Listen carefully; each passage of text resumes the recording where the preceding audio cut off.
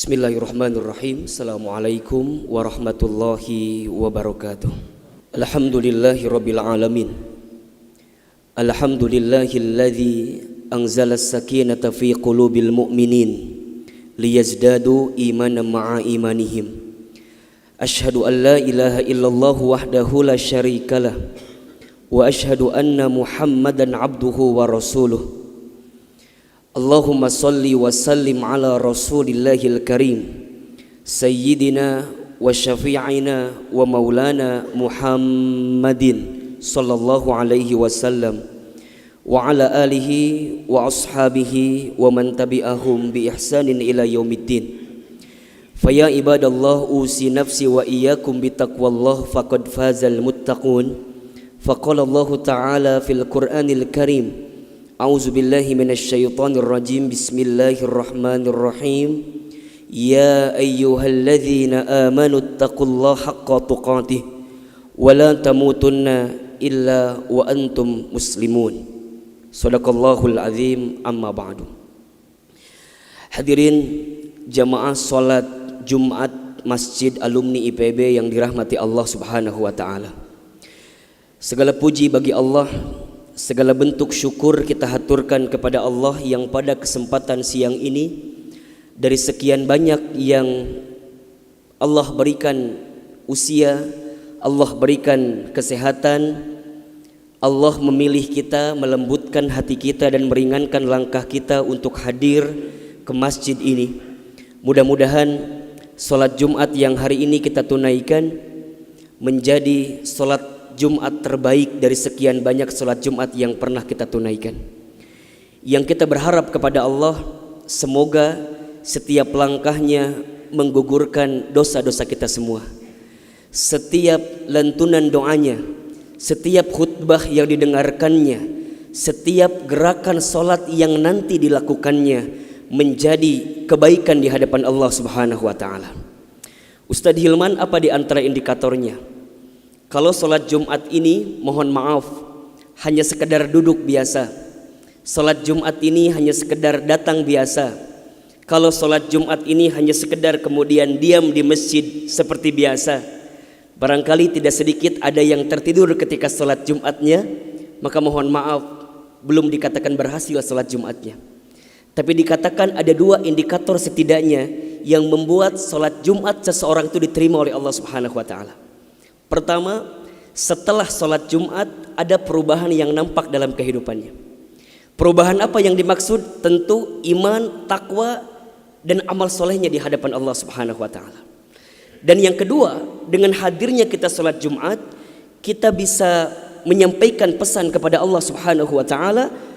Bisa jadi ini sholat Jumat kita yang terakhir dalam kehidupan kita. Maka lihat, hampir semua khatib Jumat ketika khutbah pasti membaca surat Ali Imran ayat 102. Ya ayyuhalladzina amanu taqullaha haqqa tuqatih wa la tamutunna illa wa antum muslimun. Dan janganlah kamu wafat kecuali dalam keadaan menjadi seorang muslim. Siapa yang punya kepastian, siapa yang punya keyakinan bahkan Jumat depan kita berjumpa lagi. Maka mohon maaf kalau sepekan ke belakang entah berapa banyak dosa yang kita lakukan. Sepekan ke belakang entah berapa banyak maksiat yang kita kerjakan.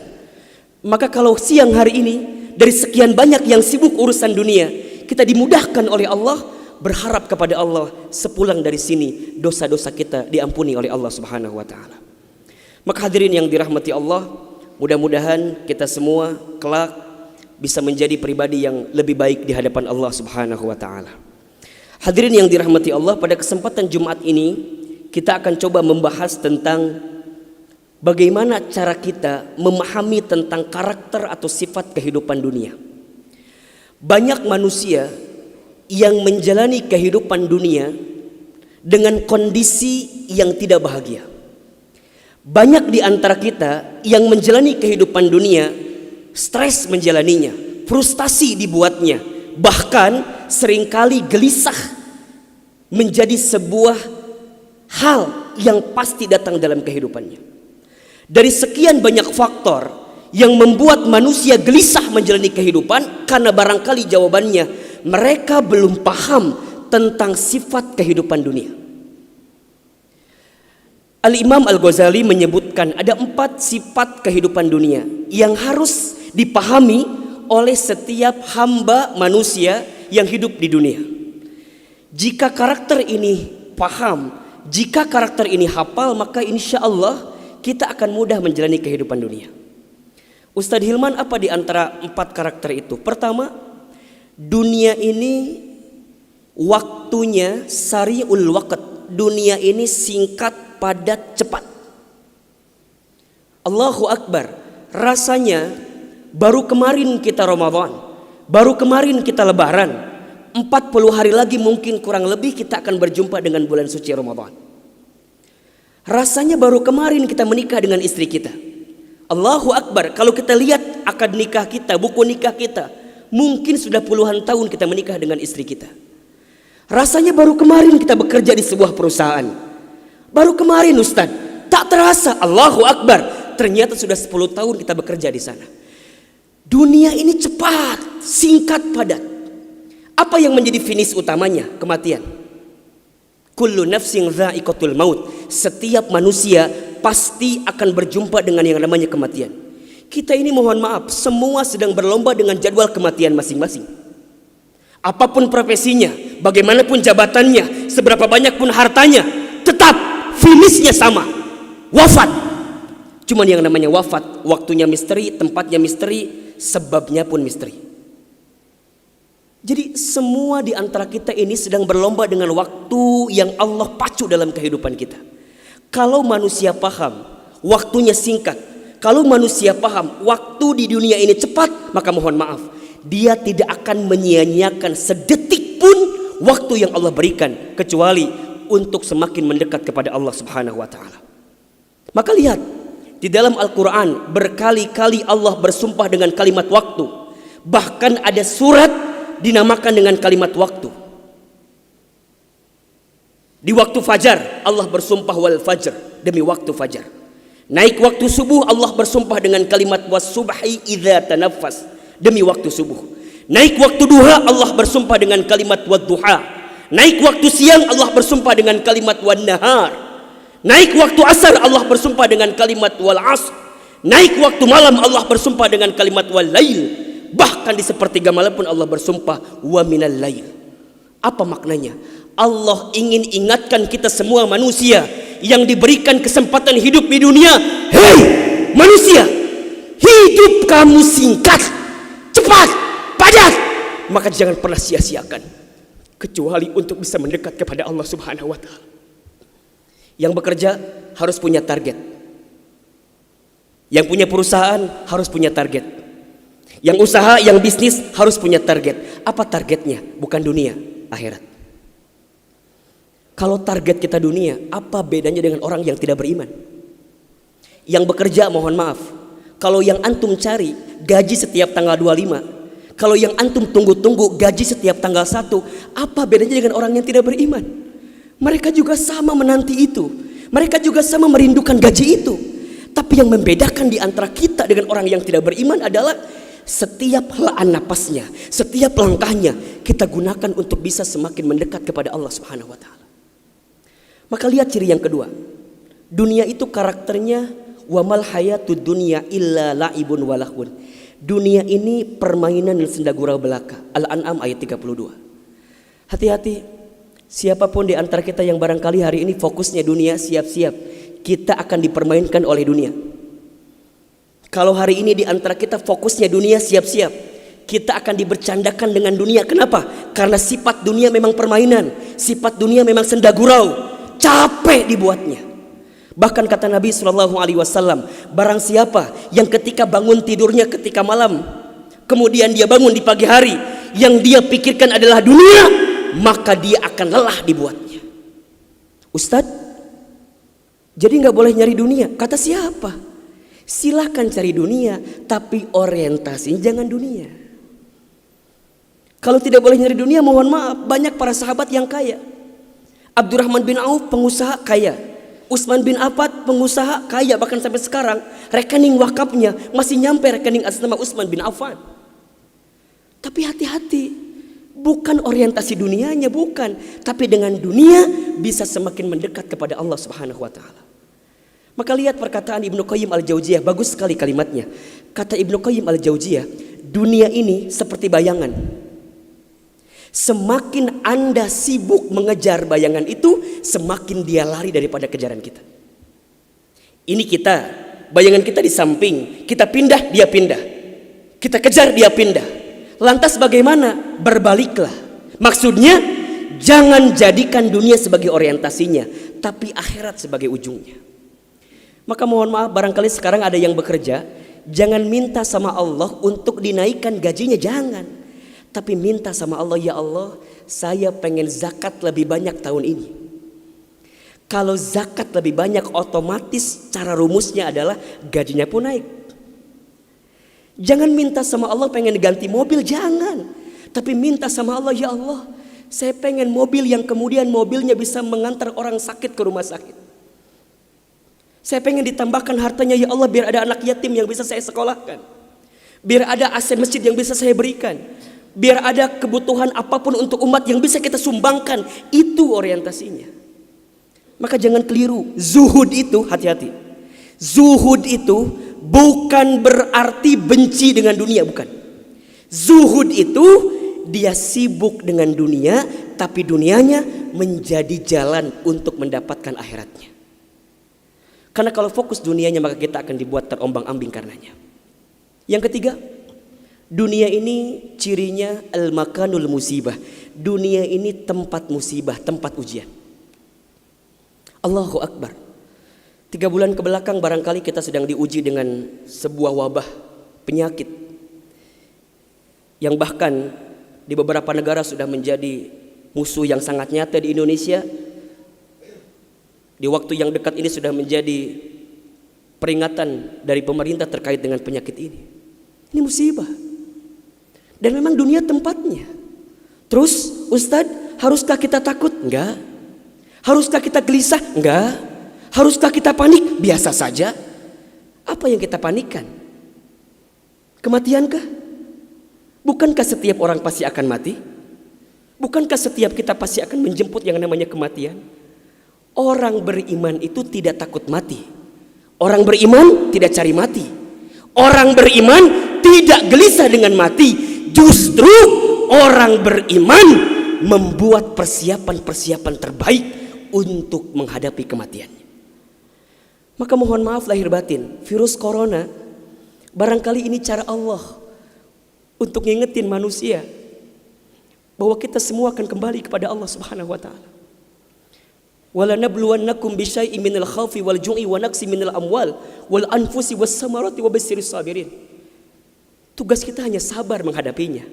Bagaimana cara sabarnya? Tentu ikhtiar. Bagaimana Kemenkes memberikan peringatan kepada kita barangkali? Rajin cuci tangan di waktu yang sekarang dengan sabun. Yang sakit, yang batuk, yang pilek menggunakan masker. Kurangin bersentuhan dengan orang-orang yang sekiranya sedang punya penyakit. Itu kan ikhtiar dunia. Tapi ikhtiar akhiratnya jangan lupa. Apa itu? Alladzina idza asobathum musibah qalu inna lillahi wa inna ilaihi rajiun. Apa maknanya? Kembalikan sama Allah. Kullu da'in dawaun. Setiap penyakit ada obatnya. Dan obat yang paling mujarab, obat yang paling tangguh, obat yang paling hebat, obat yang datang dari Allah Subhanahu wa taala. Zikir pagi dan petang. Bahkan barangkali mungkin hadirin sudah tahu doa khusus yang Nabi ajarkan, berangkat dari hadis Abu Daud ketika kita mendapatkan virus penyakit yang berbahaya. Allahumma inni a'udzubika minal barasi wal jununi wal judami wa min sayyi'il asqami. Ya Rabb, ya Rabb, sesungguhnya aku berlindung kepadamu dari penyakit belang, dari penyakit gila, dari penyakit kusta. Dan kami pun berlindung kepadamu ya Allah dari penyakit yang mematikan, menyakitkan, bahkan mengerikan. Serahkan semuanya sama Allah. Dunia ini memang tempat musibah. Dan jangan kaget, setelah virus ini pasti akan datang musibah yang selanjutnya. Kemarin di Sukabumi baru gempa. Sebelumnya ada lagi longsor. Sebelumnya banjir. Memang tempatnya ujian, tempatnya musibah. Mohon maaf kalau kita hidup di dunia gak mau dikasih musibah, jangan hidup di dunia. Memang itu cirinya. Maka lihat ciri yang keempat. Apa itu Ustaz? Dunia ini al-makanul ibadah, dunia tempat ibadah.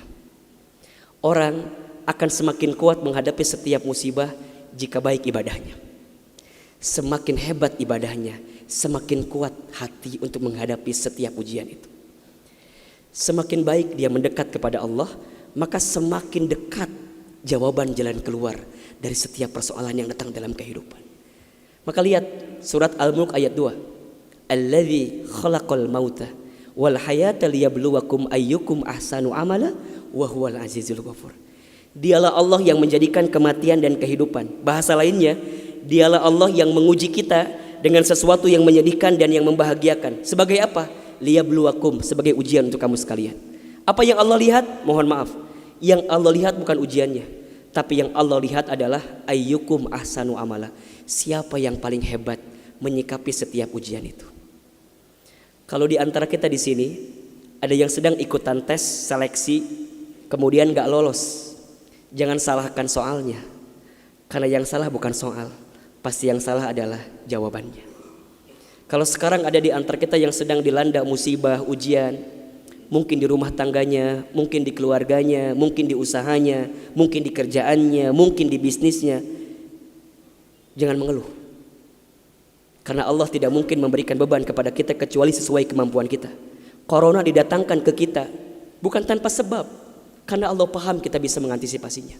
Kita paham bisa menghadapinya. Cuman ayyukum ahsanu amala.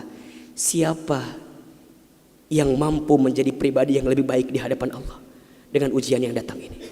Mohon maaf kalau dengan virus corona ini tidak membuat kita semakin dekat dengan Allah, butuh virus macam apa lagi yang akan membuat kita termotivasi untuk semakin mendekat kepada Allah? Kalau dengan banjir, dengan longsor, dengan tsunami tak membuat kita semakin dekat dengan Allah, maka butuh cara apa lagi yang akan Allah berikan kepada kita agar kemudian kita semakin ingat dengan Allah Subhanahu wa taala.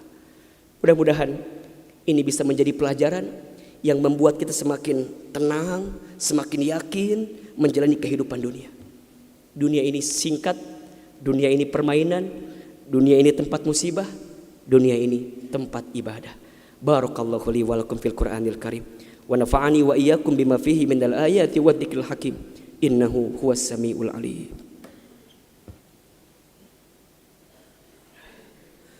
Alhamdulillahi rabbil alamin.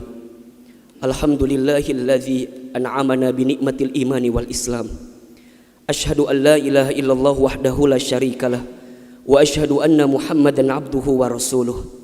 Allahumma salli ala sayyidina Muhammadin wa ala alihi wa ashabihi ajmain. Faya ibadallah usi nafsi wa iyyakum bitaqwallah faqad fazal muttaqun. Ya ayyuhalladzina amanu taqullaha haqqa tuqatih wa la tamutunna illa wa antum muslimun. Hadirin yang dirahmati Allah, Al-Imam Asy-Syafi'i itu pernah menyampaikan, hidup kita ini di dunia hakikatnya hanya menunggu waktu sholat dan disolatkan. Hidup kita di dunia hanya menunggu waktu sholat dan disolatkan. Tadi pagi kita beraktivitas. Hakikatnya apa Ustadz? Hakikatnya menanti datangnya sholat zuhur. Sholat zuhur, sholat. Setelah ini kita aktivitas lagi. Apa hakikatnya? Menanti datangnya sholat asar. Asar, sore, beraktivitas, sibuk dengan dunia. Apa hakikatnya? Menanti datangnya waktu maghrib. Kalau waktu sholat tidak bertemu dengan kita, maka sudah saatnya waktu kita untuk disolatkan. Kullu ummatin, kata Nabi, setiap umatku itu umurnya 60 tahun. Situna wasab'una, antara 60 sampai 70 tahun. Jadi artinya dunia ini singkat sekali, bukan tujuan kita. Setelah ini masih ada kehidupan alam kubur kita. Setelah ini masih ada kehidupan alam akhirat kita. Maka manfaatkan selama kita masih hidup. Mohon maaf, kalau masih bisa sholat di belakang imam hari ini, sholatlah. Sebelum besok disolatkan di depan imam. Kalau masih bisa baca Quran, bacalah. Belajar Quran. Sebelum besok Quran dibacakan di depan tubuh kita yang sudah terbujur kaku tidak bisa bergerak. Kalau masih bisa berangkat ke masjid, berangkat. Sebelum besok tubuh kita digotong ke masjid untuk yang terakhir kalinya. Kalau masih bisa sedekah, sedekah. Karena berapa banyak orang yang sudah mati, orang yang sudah meninggal, minta sama Allah untuk dihidupkan kembali. Dan apa janjinya? Fa'asaddaqa wa akun minas solihin. Ya Allah, hidupkan aku kembali. Sebentar saja. Maka aku akan bersedekah dan menjadi orang yang soleh. Maka mohon maaf, siapapun di antara kita yang pernah punya dosa, catat baik-baik. Allah lebih mencintai orang yang banyak dosa, kemudian dia bertaubat kepada Allah, daripada orang yang soleh, sedangkan dia merasa tidak punya salah dalam kehidupan. Kalau kita belum bisa berlomba dengan orang soleh dalam berbuat baik, maka berlombalah dengan para pendosa untuk segera bertaubat di hadapan Allah Subhanahu wa Ta'ala. Kalau kita belum bisa berlomba dengan orang alim menyampaikan ilmu, berlombalah dengan orang jahil, dengan orang bodoh untuk belajar ilmunya Allah Subhanahu wa Ta'ala. Mudah-mudahan kita semua kelak saat kembali kepada Allah dipanggil dengan panggilan yang kita rindukan semua. Ya ayyatuhan nafsul mutmainnah, irji'i ila rabbiki radiyatan mardiyah, fadkhuli fi ibadi wadkhuli jannati. Kata Allah, wahai hambaku yang tenang. Ustaz, kenapa disebut tenang? Karena selama hidupnya dia sudah mempersembahkan amalan terbaik di hadapan Allah Subhanahu wa Ta'ala. Sampai kata Allah, kembali, masuk ke dalam surga, masuk ke dalam rumahku. Hidup ini selesai. Maka jangan pernah khawatir dengan hidup ini selama kita menjalaninya di jalan Allah Subhanahu wa Ta'ala. Angkat kedua telapak tangan kita berdoa kepada Allah Subhanahu wa Ta'ala. Doa di antara khutbah dan sholat adalah doa yang sangat mustajab. Mudah-mudahan ini menjadi doa terbaik kita di hadapan Allah Subhanahu wa Ta'ala. Auzubillahi minasyaitonirrajim. Bismillahirrahmanirrahim. Alhamdulillahi rabbil alamin. Allahumma sholli ala sayyidina Muhammadin wa ala alihi wa ashabihi ajma'in. Allahumma ighfir lil muslimina wal muslimat wal mu'minina wal mu'minat al ahya'i minhum wal amwat. Innaka sami'un qaribun mujibud da'wat ya qadiyal hajat. Allahumma inna nas'aluka salamatan fid din wa afiyatan fil jasad wa ziyadatan fil ilmi wa barakatan fil rizqi wa taubatan qabla al maut wa rahmatan 'inda al maut wa maghfiratan ba'da al maut. Allahumma hawwin 'alaina fi sakaratil maut wan najata minan nari wal 'afwa indal hisab. Ya Allah, ya Ghaffar, ya Ghafur, Engkau yang maha pengampun ya Allah. Seburuk apapun masa lalu kami, sebesar apapun dosa kami, sebanyak apapun maksiat kami, ya Allah ya Rabb, kami mohon jangan keluarkan kami dari masjid ini kecuali Engkau ampuni dosa-dosa kami.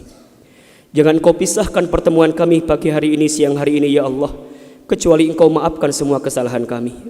Ya Allah ya Rabb, Engkau tahu betapa buruknya kami, betapa banyaknya dosa kami. Karena barangkali dosa kami yang belum Engkau ampuni membuat persoalan datang silih berganti dalam hidup kami ya Rabb. Maka ya Allah, ya Allah, ya Allah, jangan wafatkan kami sebelum Engkau ampuni dosa-dosa kami, dosa-dosa orang tua kami ya Allah. Maafkan kami jikalau pernah menyakiti hati orang tua kami, pernah menyinggung perasaan orang tua kami, belum sempat membahagiakan orang tua kami. Kami mohon dari hati yang paling dalam ya Allah, jadikan sisa usia kami ke depan ya Allah, kami isi dengan kebaikan, kami isi dengan amal soleh, kami isi dengan amal ibadah, kami isi dengan sesuatu yang bermanfaat di hadapan-Mu ya Allah ya Rabb. Ya Allah ya Rabb, jaga kami dari berbuat maksiat. Jangan buat kami tenggelam dalam dosa ya Allah. Karena barangkali usia kami semakin dekat dengan wafatnya ya Allah ya Rabb. Maka ya Allah ya Rabb, siapapun di antara kami yang hari ini sedang punya persoalan, yang sedang gelisah, yang sedang punya masalah, ya Allah kami mohon hadirkan jalan keluar untuk semua persoalan kami ya Allah. Ya Allah ya Rabb, kami mohon ya Allah, lindungi kami, jaga kami dari semua yang menyakiti kami, dari semua yang membahagiakan kami, termasuk virus corona ya Allah terhadap bangsa Indonesia ini ya Allah. Allahumma inni a'udzubika minal barasi wal jununi wal judami wa min sayyi'il asqami. Ya Allah ya Rabb, berikan kesempatan kepada kami untuk bertobat, Berikan kesempatan kepada kami untuk beramal soleh di sisa usia kami ya Allah. Ya Allah, sebentar lagi kami akan berjumpa dengan Ramadan. Izinkan kami berjumpa dengan Ramadan. Allahumma barik lana fi Rajabah wa Sya'bana wa balighna Ramadan. Allahumma barik lana fi Rajabah wa Sya'bana wa balighna Ramadan. Allahumma barik lana fi Rajabah wa Sya'bana wa balighna Ramadan. Rabbana zalamna anfusana wa illam taghfir lana wa tarhamna lanakunanna minal khasirin. Rabbana taqabbal minna innaka antas samiul alim wa tub alaina innaka antat tawwabur rahim. Rabbana atina fid dunya hasanah wa fil akhirati hasanah wa qina azabannar. Subhana rabbika rabbil izzati amma yasifun wa salamun alal mursalin walhamdulillahi rabbil alamin. Innallaha ya'murukum bil 'adli wal ihsan wa ita'i dzil qurba wa yanha 'anil fahsai wal munkari wal baghi ya'izukum la'allakum tadhakkarun fastaghfiruh innahu huwal ghafurur rahim. Aqimis shalah.